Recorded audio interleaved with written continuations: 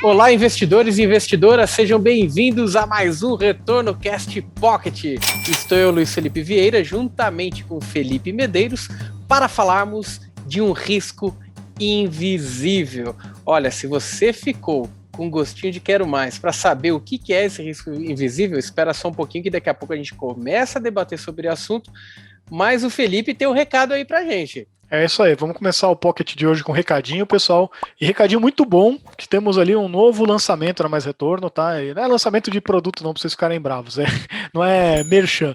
Quem nos acompanha com mais assiduidade, quem tá mais por dentro das novidades da Mais Retorno já viu que desde o começo do ano, desde março ali, a gente montou um time de jornalismo e a gente começou a soltar muitas notícias ali quentinhas e só notícia de investimentos, tá, pessoal? Não tem um monte de frescura ali que vai fazer você perder seu tempo, é só para você saber de fato o que está acontecendo com o seu dinheiro, tá?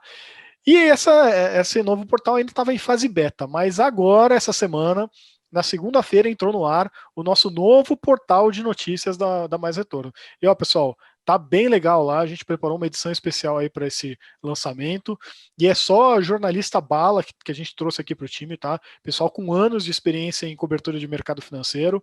Então corram lá para o site depois de ouvir aqui o nosso RetornoCast, claro, né? Vocês corram lá para o site para conhecer esse novo portal, que vai ser o novo lugar onde você vai colher informações e notícias de mercado financeiro, tenho certeza, hein? Não, ficou realmente muito bom. O formato, o visual ficou muito interessante. E olha que sou suspeito para falar, né?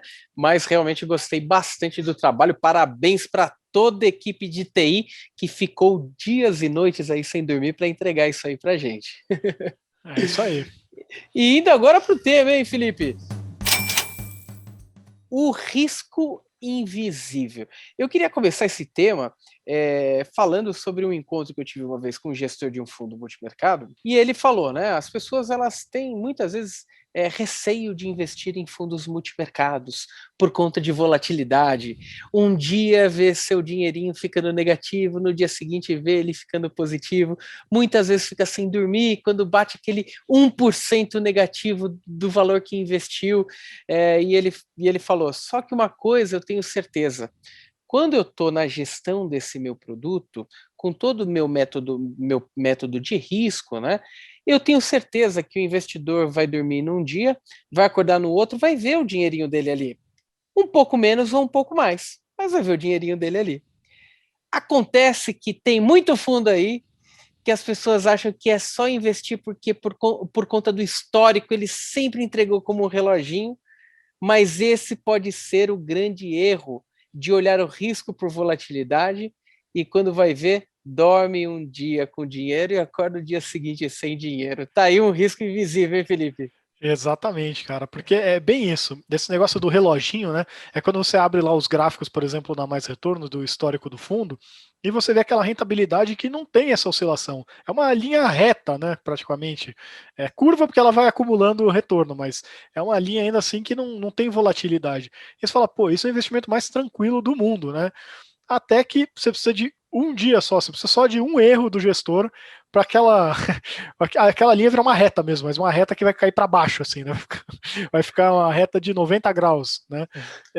Então, esse é um risco que é bem complicado e que quando, principalmente quem só olha gráfico de rentabilidade, né? E às vezes olha só isso e a volatilidade também, se não souber do que se trata o investimento, vai acabar caindo nessa armadilha, né, Luiz? Não, isso é muito interessante. Agora, uma coisa que eu quero deixar claro. A gente está falando de uma categoria que coloca no portfólio crédito, tá? Desde crédito público até crédito privado, tá? Então, uma categoria amplamente utilizado e muitas vezes colocado categorizado como renda fixa, né? Ou seja, fixa uma renda, né? Você vai ver a variação do portfólio é mínimo, né? Funciona muito como reloginho, entrega muito mais do que o CDI, mas o risco desse tipo de portfólio não está na volatilidade que o ativo assume, e sim no formato como é caracterizada essa carteira, na qualidade dos ativos que a compõem e na pulverização também dessas estruturas, né? Quando a gente fala de diversificação em ativos descorrelacionar ativos, a gente não fala de pulverizar a estratégia. Mas em estruturas de crédito, muitas vezes nós utilizamos a palavra pulverizar, que é o seguinte: eu não ultrapassar um percentual que compõe cerca de 2, 3% do patrimônio líquido total investido, para eu não correr o risco de tomar 1, 2 calotes e perder simplesmente a mão desse fundo e eu não ter mais como gerir, né? Já que eu não terei mais dinheiro para receber, né? É bem isso, né? Na verdade, assim, a gente tem uma série de riscos, né? Qualquer investimento que você faz, você vai ter ali, dificilmente você não vai ter risco de mercado, né? Aí muitas vezes você tem o risco de crédito, mas você tem um monte de riscos. Você vai ter risco legal, você vai, por exemplo, né? Risco legal é a empresa tá tudo bem até o dia que chega um governo lá, dá uma canetada e diz que aquela atividade não é mais permitida e pronto, quebrou a empresa. Ou, né, aumenta o Sim. imposto, enfim, um monte de problema desse. Aí você tem risco ambiental também, né? Você tem, enfim, uma série de riscos. Mas, em geral, o que o pessoal mais olha é o risco de mercado. Né? É aquele de você ficar olhando, é a volatilidade, de ficar olhando o quanto está oscilando a cotação de um investimento qualquer. E até quando o investimento não tem muita liquidez, né, você tem um risco de mercado às vezes mais alto, né, porque quando você não tem liquidez, quando o seu investimento não é muito negociado, você tem que, e você precisa vender rápido, você tem que vender pelo preço que estão pagando, mas por ter pouca liquidez, você também não vê quanto estão pagando e você acha que é mais seguro, e quando não é, né? O caso mais clássico desse é imóvel, né? Ah, não, meu imóvel vale aqui 500 mil. Ah, por quê? Ah, não, porque meu corretor falou, ou porque eu quero que valha 500 mil. Aí na hora que você Eu vai acho que vender, vale, né? Eu acho que vale. como ninguém está negociando, tudo bem, você pode achar o que você quiser. Na hora que você for vender de verdade, você vai descobrir quanto de fato vale o seu imóvel, né? E o risco de crédito, ele é um desses riscos aí que dá uma boa enganada, né? E é um daqueles riscos que são bem problemáticos porque se você tem algumas formas de se proteger, o Luiz já falou da pulverização e tudo mais, né? Mas se você não toma cuidado com essa proteção, ele pode passar ali 100 anos, bonitinho, te dando retorno lisinho, o tal do reloginho, você não vai ver nada. Mas precisa de um dia. Um dia que o cara que é o seu credor, né, para quem você emprestou dinheiro, ele te dá um calote e vira zero, né? Então é por isso que a gente chama de risco invisível, porque você não vai ver ele em estatísticas históricas, você não vai ver ele no gráfico, né? Você só vai saber dele se você entender perfeitamente do que se trata o seu investimento, né? Ele é um investimento de crédito, ou seja, ele é uma dívida, né? Por exemplo, você pega uma debênture, ela é uma dívida, né? Você, investidor, emprestando seu dinheiro para uma empresa, né? Título público é uma dívida, né? E governos também não calote, CDB? né? CDB é CDB é uma uma dívida. dívida, você está emprestando seu dinheiro para o banco, né? Então, esse é um risco complicado por conta disso, né, Luiz? Perfeito. E o que acontece? Quando a gente fala de risco de crédito, não não é muito percebido pela grande parte da população, porque quem é especializado nisso sabe o nível de aprofundamento de análise de crédito que precisa ser feito, muitas vezes muito superior à análise de uma ação, tá? Então, você pega grandes gestoras de crédito que conseguem fazer um ótimo trabalho, elas só o fazem porque a análise do ativo ela é muito bem fundamentada e muitas vezes muito melhor do que uma avaliação de um ativo de renda variável, uma ação, por exemplo, e também porque não é uma temática muito interessante de liquidez, de movimentação de mercado. Quando a gente fala de uma carteira de crédito, normalmente a gente fala de uma carteira longa. É uma carteira longa, mas previsível, né? Ou seja, as pessoas que buscam um ganho de dinheiro diferenciado, normalmente não tem aquele olhar mais especificamente para crédito, porque muitas vezes não querem ter um ganho de 200% do CDI, ou um ganho de inflação mais 3% ao ano. Fala, poxa, eu quero correr o risco de ganhar um pouquinho mais, né?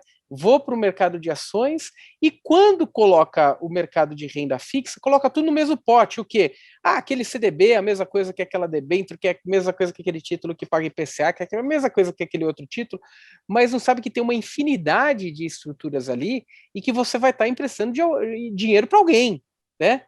Você vai estar emprestando dinheiro para alguma empresa, algum negócio, e você tem que avaliar que tipo de risco você está assumindo emprestando aquele dinheiro. deve ter riscos diferentes, você emprestar esse dinheiro para aquele parceiro de negócio seu, aquele seu sócio, que eventualmente vai te pagar com o próprio rendimento da sociedade de vocês, ou emprestar para aquele primo, né, que mora longe e que vive quebrado sem dinheiro. Você sabe que você vai emprestar, a chance de você ver esse dinheiro de volta é muito pequeno. Então, a formatação de empréstimo ela funciona da mesma forma quando você faz aquisição de uma renda fixa.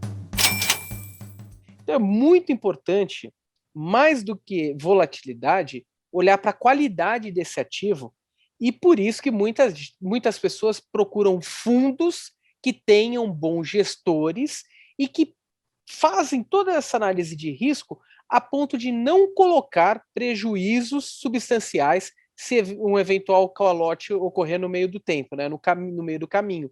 Ser recuperável isso, né? Por isso que a gente até comentou da questão da pulverização. Você pulveriza parte da estrutura, você não concentra esse risco, porque uma vez que você não recebe da proporção inteira que você emprestou. Você não deixa de receber só uma parte. Logicamente, existem as negociações no meio do caminho, empurra alguns créditos, etc. Mas na hora de você analisar uma carteira de crédito, você tem que olhar muito a qualidade daquele ativo que está dentro do portfólio. Isso é muito, muito, muito mais importante, na verdade, é menos importante você olhar a volatilidade, muito mais importante olhar a qualidade dos ativos para as pessoas ou empresas que você está emprestando, né? Perfeito. E mesmo que você faça uma baita, né, análise, né, shit happens, né? Então, você pode ter feito uma puta análise bonitinha, aquele credor tinha tudo para te honrar os pagamentos bonitinho, bom caixa, né, não estava alavancado, perspectivas de crescimento, tá tudo lindo, maravilhoso. Mas, sei lá, dá uma crise, dá algum problema. Se é um país, troca lá o político que está governando. Então, shit happens, né? E por mais que você delegue isso para um gestor, muitas vezes o gestor pode também ter que entender muito bem onde ele está apostando, o que ele está fazendo, porque ele pode entender que ele pode tomar um pouquinho mais de risco aqui, um pouquinho mais de risco acolá, e ele errar a mão também, né? Então não é incomum fundos de crédito privado tomarem de repente um capote, né, inesperado. E acho que tem um caso recente que foi bem emblemático, saiu bastante na mídia, né, Luiz? Que foi o do Exploritas Alpha América Latina, acho que esse é o nome completo, FICFIN, né?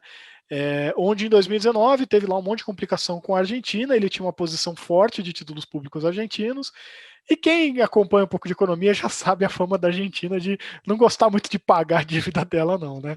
Volta e meia tem que renegociar, aí fala que vai pagar mais, enfim, sei lá quantas vezes eles já renegociaram aquilo. E o que aconteceu é que, em agosto de 2019, esse fundo da Exploritas tomou um toco em um dia de mais de 8%. Né? Para o fundo de. Tudo bem, é multimercado, não é só crédito privado, mas um fundo que tinha um retorno não muito alto, um retorno próximo ali, um pouco mais de CDI e tudo mais. De repente você perde 8% num dia. No mês, perdeu quase 18%. Né? Então, para quem estava ali num negócio que teoricamente tinha uma volatilidade um pouquinho mais controlada, né, alguma coisa que olhava o histórico, não via nada de crítico, de repente olha esse toco e fala, eita, né? E claro, né, depois a continuação da história foi um pouco pior, porque em 2020 fez esse toco de 2019 ser brincadeira de criança, né? Mas enfim, esse é o problema, né? Tem que ter um bom gerenciamento de risco, sem dúvida nenhuma. E quando a gente fala de cuidado, olhar histórico, né, volatilidade, o fundo Exploritas, por exemplo, tinha uma vol média ali de 15%, 16%, né? Só que a volatilidade não fez com que fosse previsível, né, uma alocação tamanha em um título público argentino a ponto de sofrer impacto bem alto ali, né, no portfólio. Agora, uma coisa interessante no ano de 2019, que eles não fugiram, né, da responsabilidade, eles colocaram a cara para bater ali mesmo, e conseguiram até no reposicionamento ali um resultado com a retomada, né, da expectativa de pagamento de dívida, né? Inclusive uma retomada do próprio Merval, no mês de dezembro eles conseguiram recuperar bem forte aí a queda que ocorreu no mês de agosto, né? Inclusive, o índice Merval tá batendo recorde histórico de novo. Ninguém sabe explicar o porquê, mas tá lá batendo recorde de novo agora em 2021, né? É muito interessante essa temática de crédito, porque a gente tem a tendência de olhar as coisas por um único prisma, né? E o prisma de crédito ele é diferente de um prisma de um ativo, né, mais volátil, que você tem outros indicadores para se analisar, né? Quando você vai analisar um fundo de crédito ou um ativo de crédito, uma renda fixa por si só, são indicadores diferentes que você tem que avaliar e que pode fazer toda a diferença ao longo do histórico do seu portfólio. É isso aí. E crédito é complicado, ainda mais que a gente está no Brasil, tá, pessoal? Então, claro que não é só isso, né? Mas um dos motivos da gente ter taxas de juros tão altas no sistema financeiro, né, nos bancos, além de concorrência, além de impostos, blá, eu sei que tem um monte de motivos, mas um dos motivos é que recuperar crédito no Brasil é muito difícil. Né? As leis não são muito pró-credores em muitos casos. Então, os próprios bancos brasileiros têm um contencioso, né, tem uma reserva de capital ali para inadimplência gigantesca, né, porque sabe que uma boa parte ele é normal, isso faz parte do negócio dos bancos, né, não vai pagar, mas ele vai ficar anos brigando na justiça até conseguir ver alguma coisa. Então, se lá você comprou um título de crédito privado, por exemplo, uma debênture, um CRI, um CRA, ou você investiu num fundo e o gestor alocou lá num FDIC, em alguma coisa que não tinha um bom crédito, e tomar um calote, a chance de recuperar acaba sendo bem baixa na maioria dos casos, né, Luiz? É isso aí. Então, por isso, olho atento nas suas estruturas de renda fixa, de preferência, né, converse com o especialista que toma conta do seu portfólio para entender, né, o tamanho do risco, o tamanho da concentração, né, do risco dos ativos que você tem na sua carteira, no seu portfólio, seja através de fundos, seja através de ativos direto, né? E se você tem alguma dúvida a mais para explorar, alguma questão relacionada a isso, manda para a gente no retornocast@maisretorno.com que a gente responde diretamente para você essa dúvida. Conte comigo, com o Felipe, com todo o time aqui da Mais Retorno, para a gente trazer cada vez mais essas informações que muitas vezes estão ali, né, subentendidas, né, Felipe, e não são tão esclarecidas, né? E esse vídeo aqui não é para assustar você que investe em renda fixa não, tá? Pode investir, mas investe com consciência. Né? Então é que nem o Luiz colocou, tem formas de você se proteger, seja pulverizando a sua carteira, né? Então, claro que não é só um exemplo para ficar mais visual, né? Mas se você comprar lá 100 títulos e um te der calote, você vai perder 1%, às vezes em 2, 3 meses você recuperou esse dinheiro. Agora, se você investir em 2 títulos e um te der calote, aí você está ferrado, né? Então, invista, mas invista com consciência.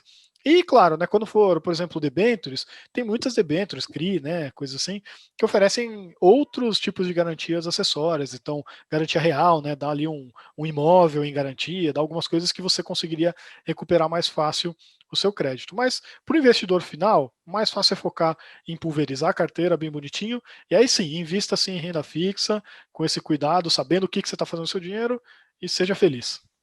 Perfeito. Tenha um bom especialista ou olhe sempre para um bom gestor de fundos que consiga fazer essa análise de risco mais aprofundada aí para o seu portfólio. Muito obrigado, pessoal. Espero que essa temática aí tenha ajudado vocês de alguma forma, esse tema aqui desse nosso conteúdo do podcast Pocket. Obrigado por ter nos acompanhado até aqui e até a próxima, pessoal. Um abraço, pessoal.